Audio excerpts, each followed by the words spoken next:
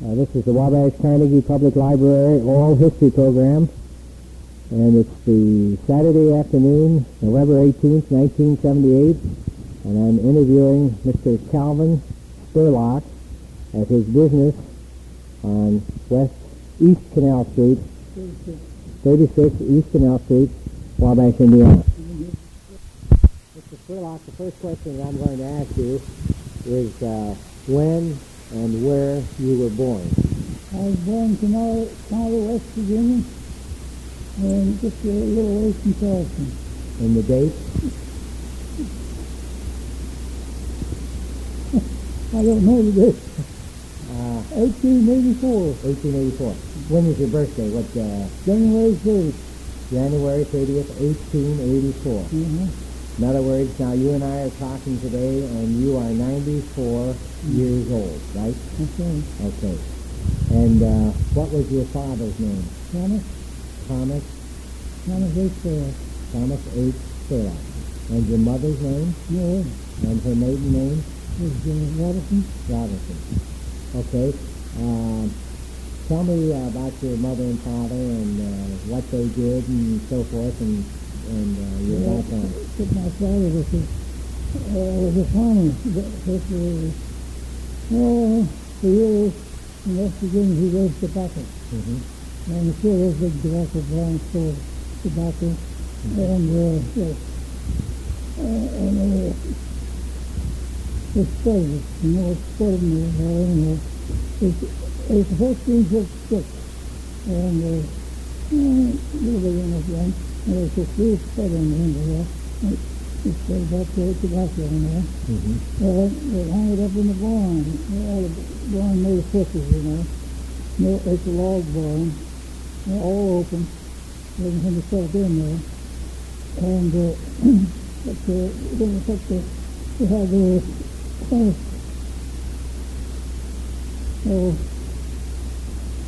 big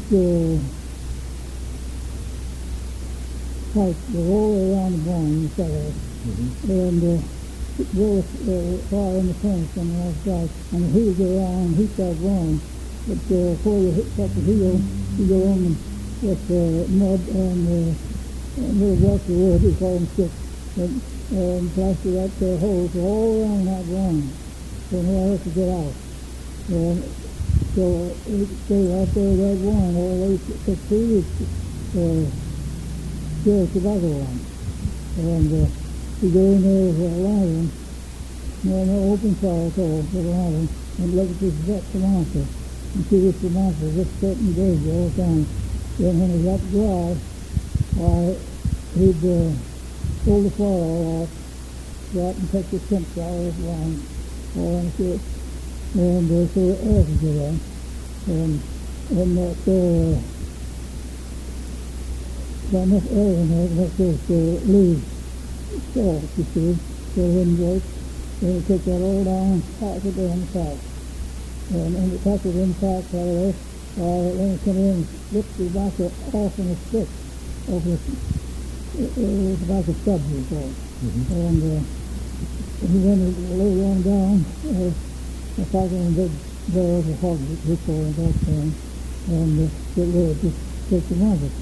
And now he had 3 of those barns, and each barn had to be separate from the other, because he couldn't take care of all 3, he just takes one. And all around 3 weeks, he never went to bed, never slept. He stand up to the bench, lean over, and then his knees but they go.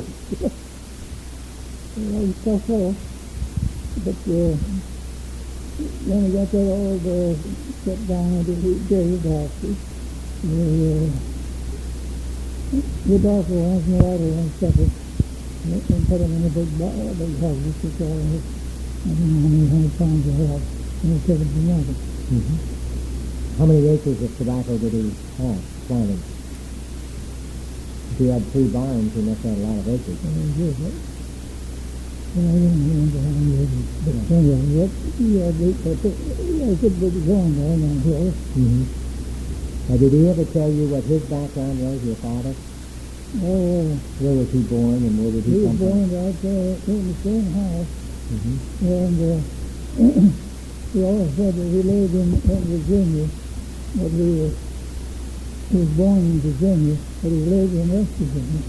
Like, during the war, and they separated the states, and made two states in the other one. We were talking about we were talking about your father's farm Yeah. and raising tobacco in West Virginia, which was originally Virginia. What did your father look like? Oh, just a whole lot of meat. Lot like you? He was quite tall, almost. Yeah. Was he bald-headed? Does you remember him? Yeah. Did he wear a beard or anything? Oh, in those years, no. Did he, was he a youth, you remember? Yeah, he did. Well, when he first came to Indiana, he raised birds for a while, but then terrible thing. Right. And did he ever tell you any stories about his boyhood or growing up there in West Virginia? Nothing that you remember? Okay, how about your mother now? And her maiden name was Mary Robinson, right? That's right. Robinson. Okay, now tell me about her. Well, she's a wonderful woman. Yeah, that's fine. That's fine. Good mother. Good mother. Uh-huh. Yeah. Now, where was she born? She was born in Charleston, West Virginia. Yeah. And what she... And she moved out on a farm. They say 3 girls were there's no 5 girls. The Robinson girls? Right. And no boys. And they moved on joining farms to my dad. That's where they got together. And what county, would you repeat that county for me again? So, don't you? You spell it, yes. You know I found it. How do you spell that? K-N-A-W-H-A. Oh, I can start. Kanawha. K-N-A-H? K-N-A-H-A. K-A-N. Oh, no, it's okay. Okay, let's start with a K anyhow. Yeah. Okay, Mother Robinson Spurlock moved from Charleston out to a farm adjoining your father. Yes, the father, mother, and the 5 girls. Yes. And what was she in the family, first or last, or where did she fit in the family of girls? She was the oldest one. She was the oldest one. Okay. Yeah, that's right. She was the oldest one. Okay. Now, do you remember Grandma and Grandpa Robinson? Oh, yes. Very well. Yeah, okay. What he found. Yeah.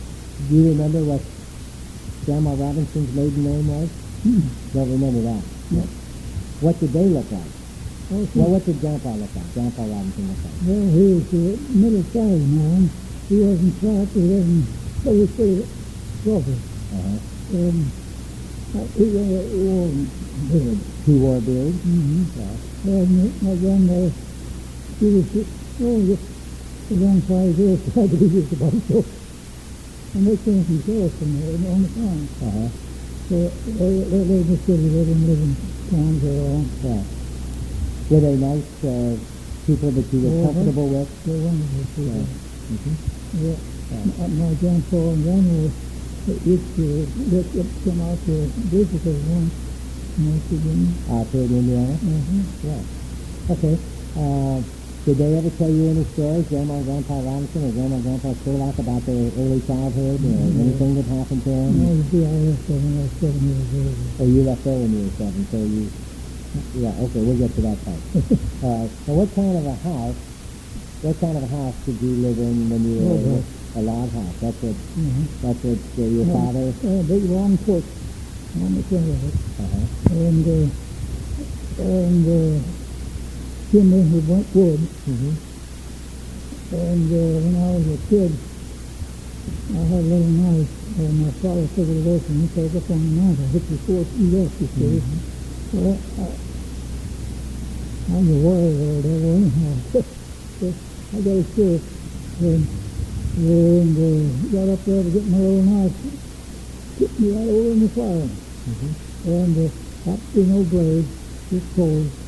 And my sister was too young, too weak to pull me out of the fire. And she ran down that porch to get to the kitchen. Mother came and pulled me out of the fire. Didn't burn nothing but came with my light. I don't know what to see. Well, you were burned when you were a child. How old were you again? Oh, actually, yes. It's just too little, not very much anymore. How old were you then? Let's see, I was 9 years old, probably. 9 years old. I just remember that first night that went my arm, I had a water coat on. And went my arm, and the father kind of looked at it, just put my coat back over. I put them clothes again. Did you have a big family? How many were in your family? 4 of them. 4 of you. 2 girls and 2 boys. Okay, and where did you fit in? Were you oldest or youngest? Or? I'm third. Third, okay. Give me the names of the children and your brothers and sisters. Well, my oldest sister was named Ethel, and my next sister was named Carol, and my brother was younger than me, was named Molly. How do you? Molly. Molly, M-A-L-L-E-Y? Molly. Okay. But they named you Calvin, right? Okay. That would indicate that maybe your parents were very active in the church? They belonged to Christian church. Yes, and they were active in the church? Do you remember as a little child going to church with them? On Sunday, possibly, or maybe during the week? I don't remember doing this. Yeah, okay. You remember living at home and everything in this log house, and go back in your childhood now, do you remember how you spent Christmas in those days? Well, we had a little candy, not very much in our soul. Yeah. Did you have a Christmas tree? No Christmas tree? No, I knew. Yeah. And was that just a regular work day, or did you take the day off? No, they just don't make the regular work, not for Sunday. My father and mother, they belong to Christian church, so you know how that is. No Sunday work. Yeah. Did you remember as a child anything that your mother cooked that was a favorite of yours? I eat anything. You ate anything, huh? But there was nothing... nothing special. Nothing special. Okay. Well, you say you left the farm when you were 7 years old, right? Is that correct? You left West Virginia? Oh, yes, And where did you go? Somewhere down, Fulton County. Now, your mother and father, 2 sisters and 1 brother, and you came to Fulton County, Indiana. And Rochester. And you were 7 years old. Okay. Why did they make the move? They get away from the mountains. Get away from the mountains. My mother had a sister lived with, a sister, our sister. And so they was listening to her, and so they just made it on, they were going to come herself. Yeah. So, Father Spurlock sold the farm? And came to Fulton County, Rochester, Indiana. Okay. How did your mother's sister get to Rochester? Did she meet a man or something and they would meet? No, her husband was from Charleston, West Virginia. And why did they come to Rochester? Nothing else. Yeah. And just decided to come? Yeah. Okay. Now, what did you do when you came to Rochester? That's all I did? Right. I bought a farm, and we made on that farm. How many acres? 160. 160 acres? He must have done well in West Virginia to buy a 160-acre farm in Indiana then at that time. Okay. Now, what was the farm like, and what did you do as a young boy? Well, I was everything you do on the farm. I had to work, boy, my dad was Was he hard on you? I had to go. Say something else. I couldn't tell her so. When I was just a little kid in West Virginia, it killed the ground, and I stumps there, about a stalk comes up around one stump.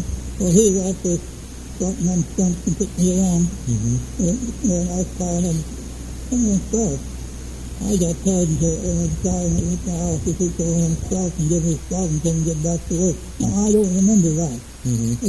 I too little. Yeah. But he picked up a stick then. Yeah, give me a stalk. Yeah. I never did quit working from that time on. Yeah. Did you go to school then when you came up here? Yeah. What was the school name? Let's see. It's only about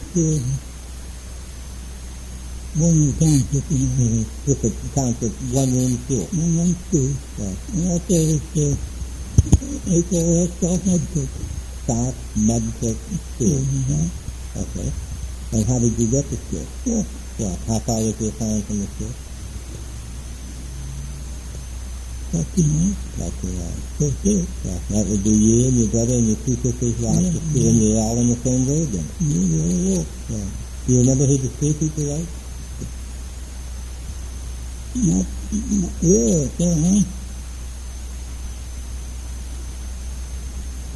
huh? I don't remember one teacher. Two teachers. There's other big boys in that school. And the teachers, they didn't like him, they got rid of him. Mm-hmm. They beat him up. They got rid of the teacher. Yeah, they beat him up. Yeah. They were men teachers then. Mm-hmm. Yeah. Because woman teacher there, she was a long time in mine. Yeah. Did the teachers stay with the families during the winter, or how did that? Did they ever stay with your family? Yeah. What was your house like in Fulton County? What did it look like? Coming from a log house in West Virginia. Well, this house was a nice house, a nice farm.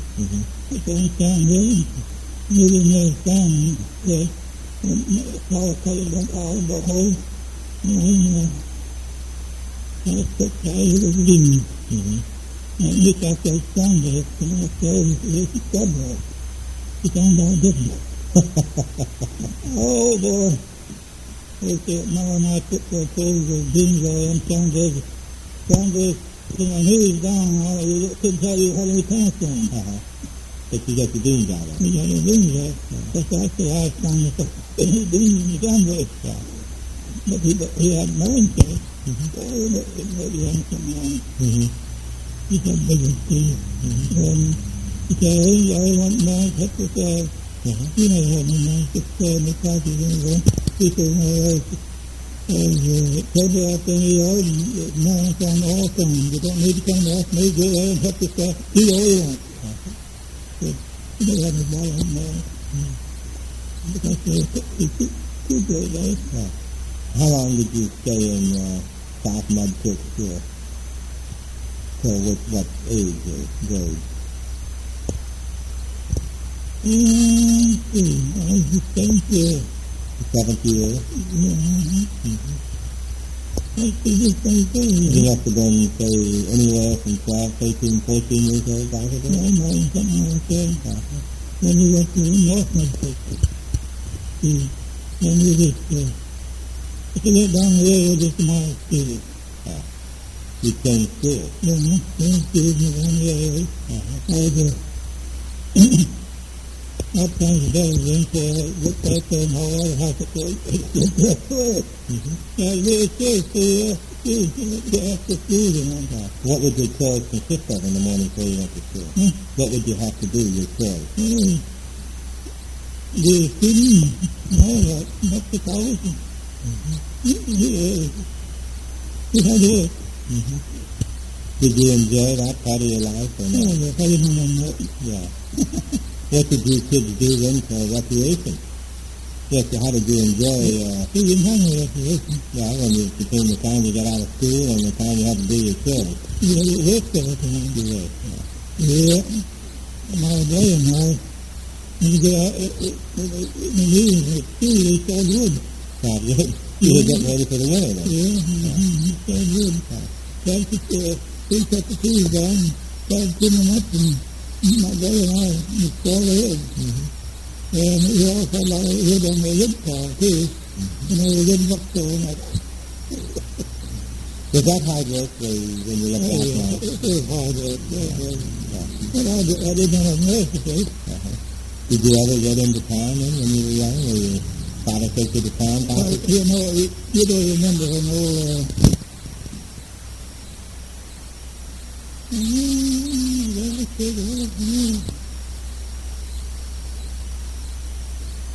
Anyhow, he ran for president and took it into Rome.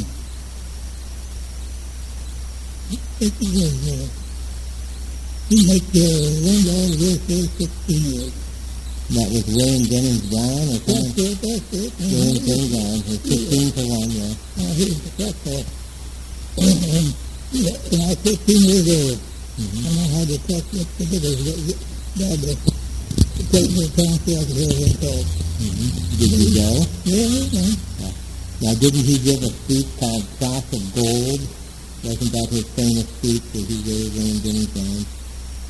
And I know he was a famous orator and everything when he appeared around Indiana here. Yeah, I didn't know about that. But you had to talk your dad into letting you go into Rochester to hear William Jennings Bryan speak. Was it a nice day and did you enjoy it? So he was going to give you 16 to 1 for your money. I'll be done. Yeah. Hey, you hadn't saved much by that time, huh?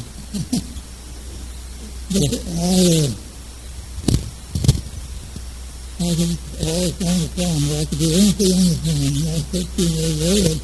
I would hit the I just kept following it out and following it. And I paid attention to me. Why did you only go to 7th year in school? Well, I went to that school, but so I got through that school and I didn't do anything. Did the boys and girls go on to high school in those days? Nobody bothered, huh? No, we didn't have that kind of money.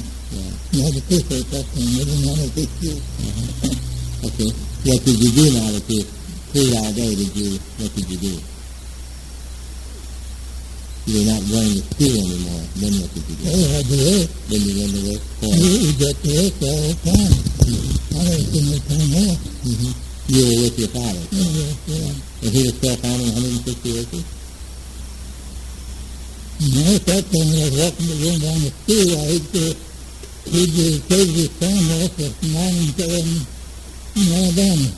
Then he bought a store, a little town, he was only one store, and all there and before, and so forth, I went to see residents. And when I was 17 years old, I went into that store with him. Where was that? In the station, right to Rochester. Right 5 miles down the railroad, if you want to go that way. Did I understand you to say Alabama? You don't mean the state of Alabama? Maybe. Alabama. He sold the farm, went to Alabama. No, he sold the farm, he was from Alabama.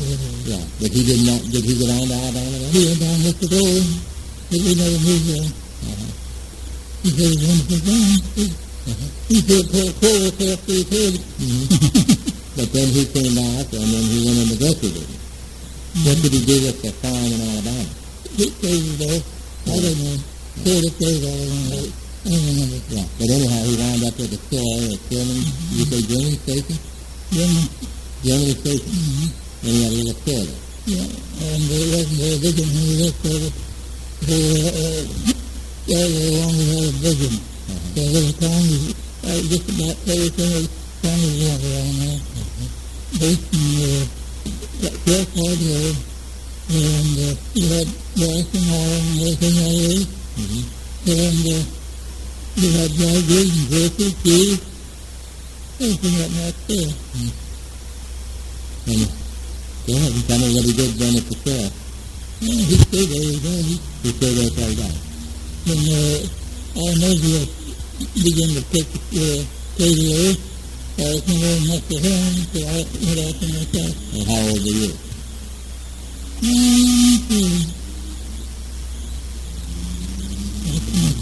25. Okay, now let's go back now. We stayed in Rochester and we stayed on the farm until you were about 17. And then he buys, exchanges for land in Alabama. Then he comes back and he has a grocery store at Germany Station. West of Rochester? West of Rochester. And then from then, the automobile starts to take over in the early 1900s. But you're still with him until you're 25 years old. Did you get married yet? Yeah, I got married.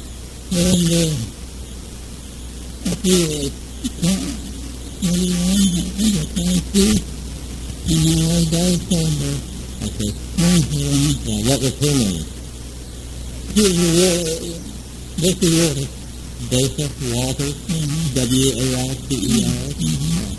And how did you meet her? Oh, it's same school.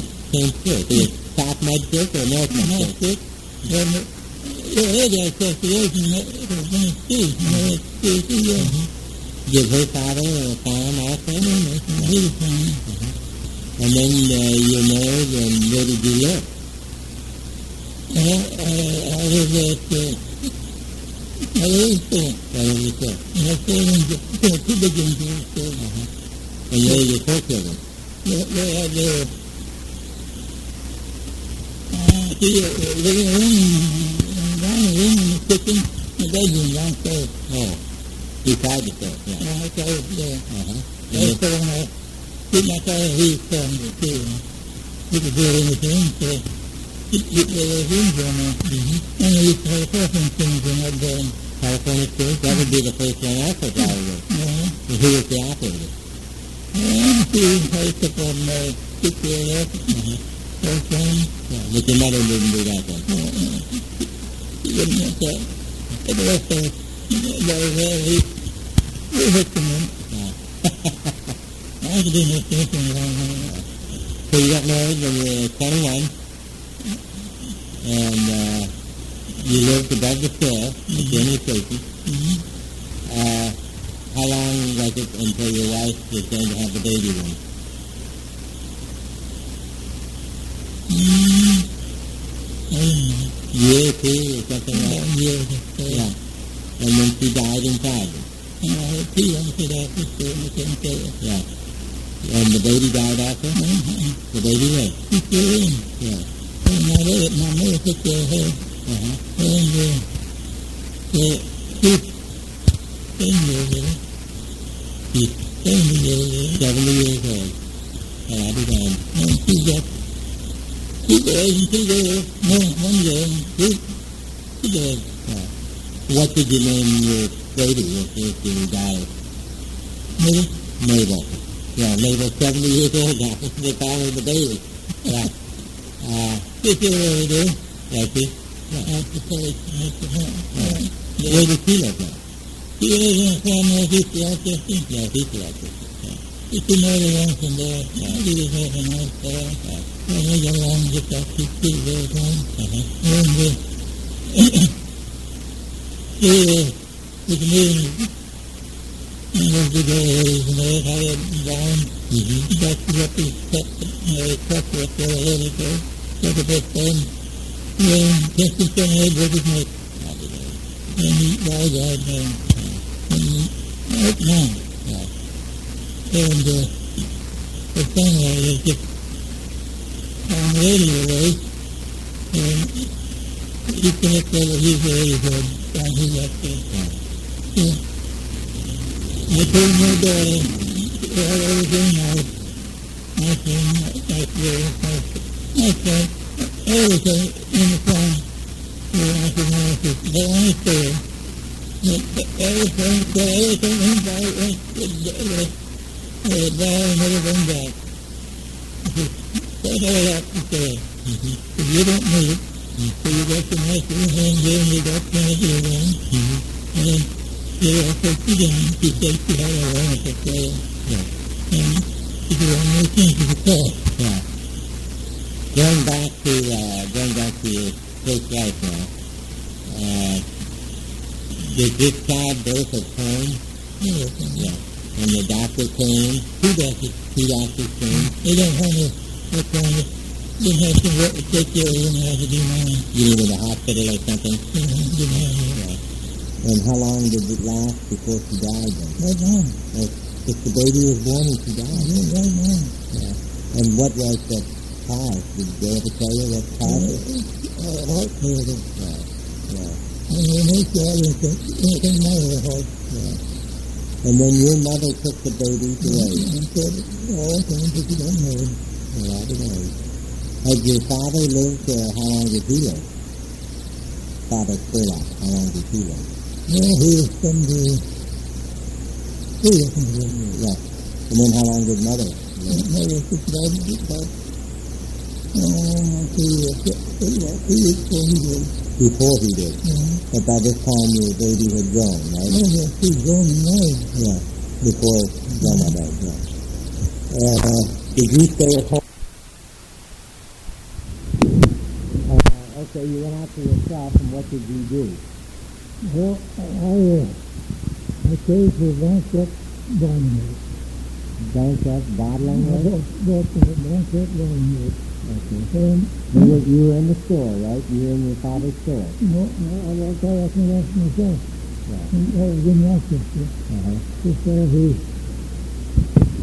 he went nuts. He didn't know that. They lost everything he had. Mm-hmm. So I bought that bowling ball. And I forgot to find it didn't have store. What year would that have been? Huh? What year? I don't know. Was this before World War I?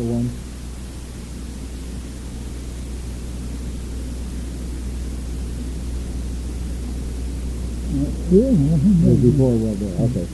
What was the name of the company? So I bought that.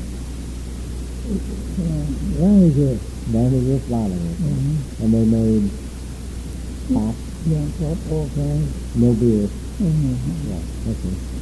Well, I was putting that all around, and I had to cut up the rooms, whole houses, and everything else. Mm-hmm. I didn't put register. Mm-hmm. So I didn't keep it on, so I gave it to a house and told her Indiana. Yeah. Going back a little bit, though, how did you get the capital to buy this bottle works? From you working at the grocery? I had the farm for it. I worked on farm. You worked on a farm? We had a farm there, not the end of the grocery store. We had, I don't know, several acres, I don't know. I think 40 acres on one side of the road and 20 feet on the other side. Uh-huh. So I farmed, and I forgot to tell you, I was blacksmith too. Okay. At the general store, you were a blacksmith also? Yeah, Steering horses for the farmers? Or? oh yes, I did. I don't know. Do anything with the wagon, or do anything otherwise. Cut cars. Uh-huh. Yeah, I did. Mm-hmm. How did you pick up that trade? Well, there's a fellow from Austin, a friend of mine, Lisa. He came down, he wants to get out of Austin, and he wants to go in the blacksmith shop, and he came around, and he lived out in their house across the street from him, so he built it, and before they built out all of 2x8 oak, and the rest of it getting solid. So there's that's 30 feet long. Mm-hmm. So he got in there and he found out he ate his work. So I got him messing around with him. Mm-hmm. I always picked up that stuff over stick. And I got picked it up so I could see a tool horse and put on a toe or anything they want to do. Mm-hmm. Then so got tired. He went to and he got in debt somewhere else in Flowers too. And he wanted to get back to him. So we bought him out. And that's just got fell onto me then. So I run the blacksmith shop and took care of farm too. I tried more horses too. So we finished a lot of time ago and picked something more farm I want to. So you accumulated the money from the farm, the blacksmith shop, and from the... I had a sale. I sold all my horses and my tools and everything that way off the farm. And I had the money. So you had enough money to get into bottling works? Yes. Right. Okay, so we get the bottling works, and after you buy it, it's not what you thought it was going to be. So you trade it for what? A house in Culver. A house in Culver, Indiana. Yeah. All right. And what did you do with the house in Culver? I sold that house in Culver for $160 in Oklahoma. 160 acres of land in Oklahoma. Still there. The land is? Huh? The house and the land is still there, I'm sure. But the house is still in Culver? Huh? You say the house is still standing in Culver? I said the house in Florida to the land. Yeah, okay. There's no land on this. Yeah. This is just open country. Okay. Did you go out to take a look at the land before you bought it? Yeah. And what happened to the 160 acres of land in Oklahoma? I let it go. You let it go. Well, it doesn't cost me very much. After that, doing the person was good. Which one? The last one. 1930? Mm-hmm. Yeah, okay. And I wasn't enough money to keep my family almost. Mm-hmm. Okay. See, I was married then to 9, you see. Okay. And Well, let's go back to that. How did you meet her? I went to her, see her mother, her grandmother, was, and she was the only heir, she was the oldest one, and she would take care of her grandmother's estate. So that's where I got family with her. Where was she from? Whatever. She was from Philadelphia? Mm-hmm. And she came to Peru to take care of her grandmother's And estate? she wouldn't go back. And she would not go back. And I got there, and that was just a little bit of talk, you know. And so I got more interested in the little girl than I did her, but yeah. And I took her up, oh, you're hurting me, you're hurting me. She wasn't handling this type, you know. Wasn't long so she came out and got over his person. Well, what were you doing down in Peru? Selling cars, cigarette cars in Peru. Yeah. And got into factory acting street. Yeah. And this was 1920s? Yeah, 1920s. 18 I went to Peru. 18? 1918. 1918 you went to Peru, yeah. Were you too old for World War I or what? I don't know. I just missed it by.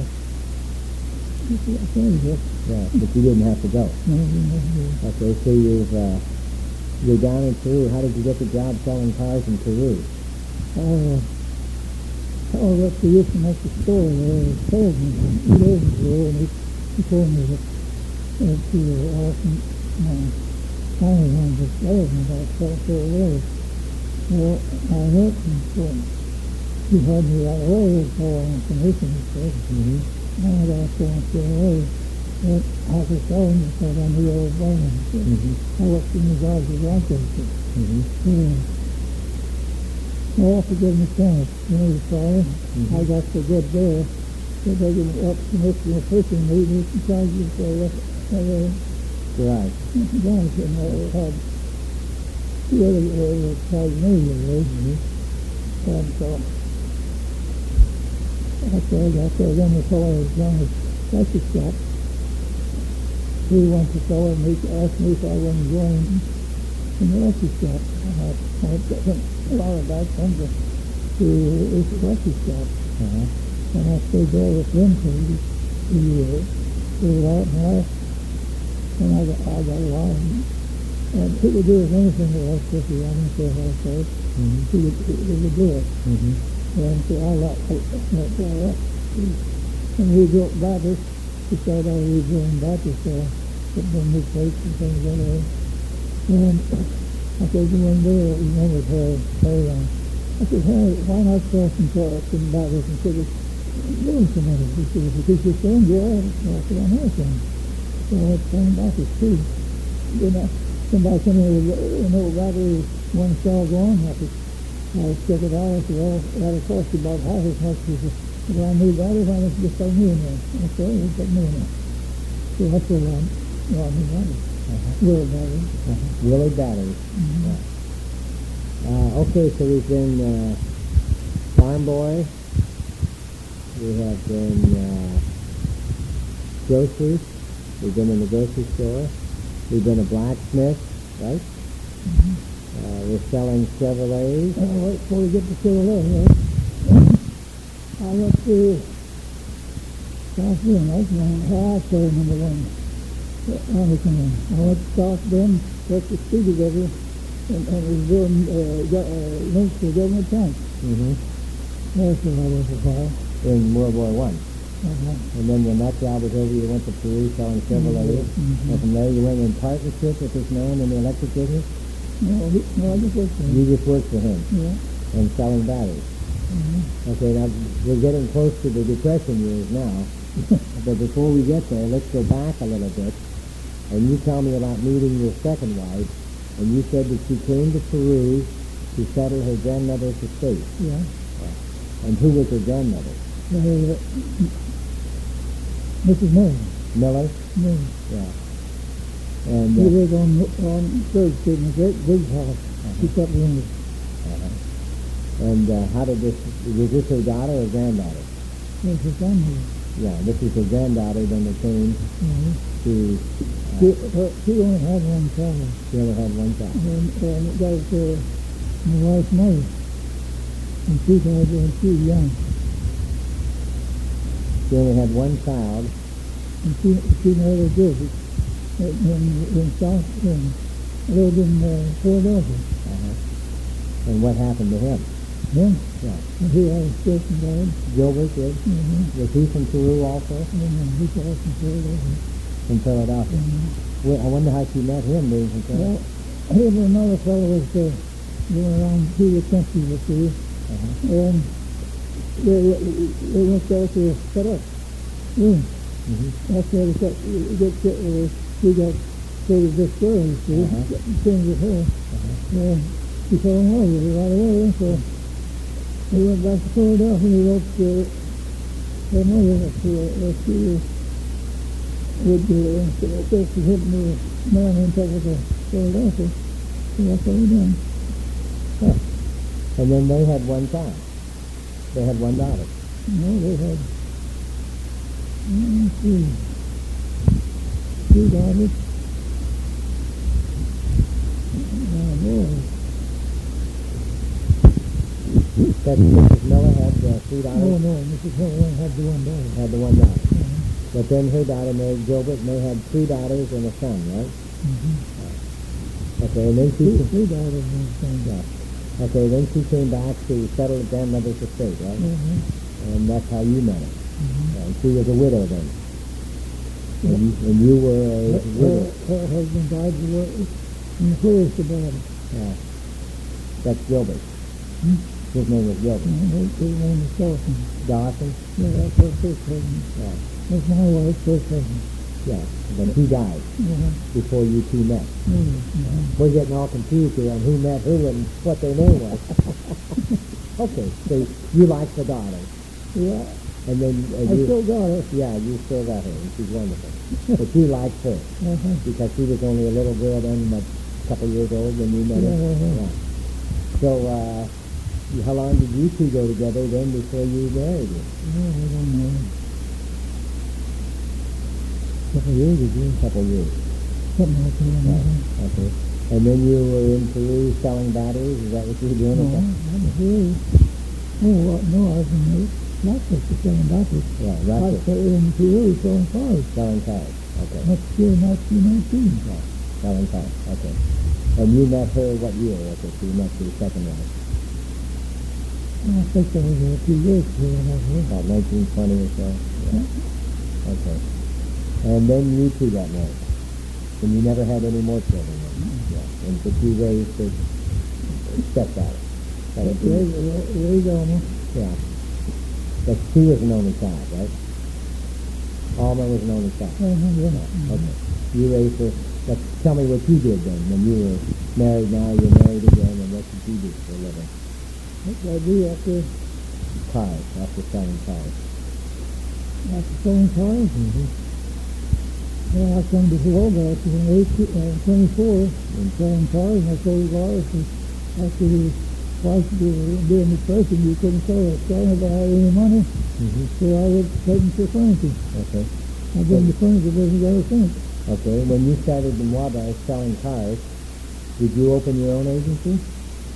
No, when I first came here, I was selling Chevrolet all 2 weeks.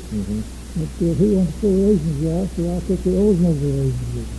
And got the strike, and they would see you couldn't sell a car, so I drew the Oldsmobile up, and some of us She come up to taking to all the upper car for the furniture. When you were selling cars and you had your own agency and everything else, was it customary in those days that before you sold a car you'd have to teach them how to drive? Oh yes, I taught a lot of people how to drive. And I didn't have any agency when I was in PA teaching selling cars on commission. Mm-hmm. That's right. About everybody you had to teach them how to drive. Right. Was there any particular street or anything you'd take them up here in Wabash that you want to make sure the car works and they knew how to drive and everything? Wabash, the PA said I had to teach them any people to drive. Yeah. Was there something about the Allen Street Hill that you, if the car went up the Allen Street Hill, it was a good car? Or? We only had one street in PA, on the south side and going up the hill. Yeah. But I mean here in Wabash. No, we didn't have any trouble. There was more of us going up the hill. Yeah, you know me talking about. So where was your car agency when you took the automobile agency? Where was it? Way up there, the first door outside the driver, that big door in the front, that's where I first started in. You would be second door west of Wabash Street on the south side of the street. And today it's the TD Magazine building there. How would you go about selling cars? Did you have to buy the cars outright and then you sell them? There was none of this financing in there. You don't have your own finance. You can pay 15% down. Then I expect you still have that in the amount. Then you pay for an 8%. That worked out okay. That worked out all right for you. Well, how was living then? Things were getting pretty bad, and the economy was getting worse. And then what did you do? You gave up the car agency finally? Oh, yes, I did all right. What year?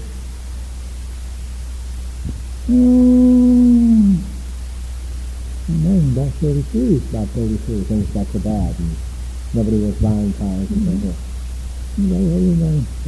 Well, how were you existing? If you weren't selling cars, nobody had money, how were you getting along?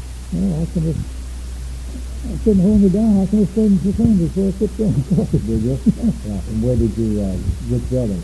You know where Drawgills were? Yes. You know how that building used to go? And the guy in the east side of it? Yes. Well, that's where I was selling cars.